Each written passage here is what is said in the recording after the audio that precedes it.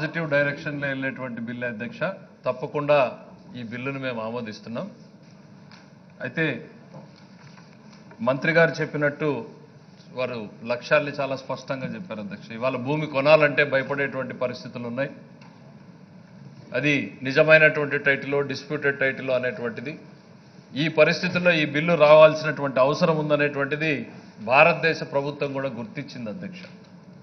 ఇది need of the hour.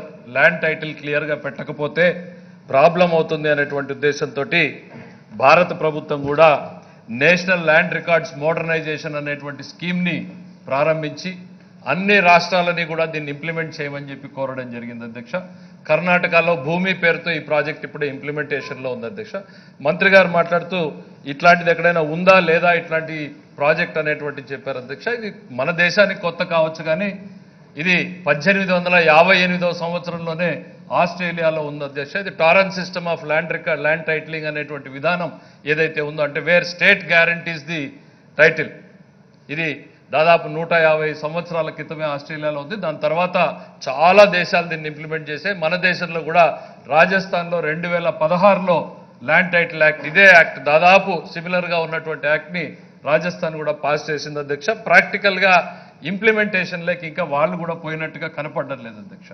ఆశయాలు మాత్రం చాలా గొప్ప ఆశయాలు అధ్యక్ష.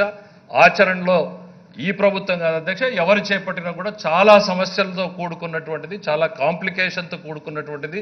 అనేక చిక్కుల్ని తొలగించే ముందు ఈ ప్రభుత్వానికి చాలా టైం కూడా పడుతుంది అధ్యక్ష. దాంట్లో ఏమాత్రం కూడా అనుమానం లేదు. బట్ ఇది ఒక పాజిటివ్ హోప్గానే చూడాల్సినటువంటి తరుణం. ఒక పేద రైతుకో, ఒక సామాన్య కుటుంబీకుడికో ఒక క్లియర్ టైటిల్ తన దగ్గర డబ్బు ఉంటే నిర్భయంగా వెళ్ళి కొనేటువంటి పరిస్థితిని కనిపించే దిశగా ఈ బిల్ అనేటువంటిది భవిష్యత్తులో ఉపయోగపడుతుంది. ఇది 2 ఏళ్లలో అవుతుందా, 4 ఏళ్లు పడుతుందా, 5 ఏళ్లు పడుతుందా అనేటువంటిది పక్కన పెడితే తప్పకుండా ఇది ఒక పాజిటివ్ డైరెక్షన్లో వెళ్ళేటువంటి బిల్ అనేటువంటిది ఈ సందర్భంగా గుర్తు చేస్తుంది అధ్యక్ష.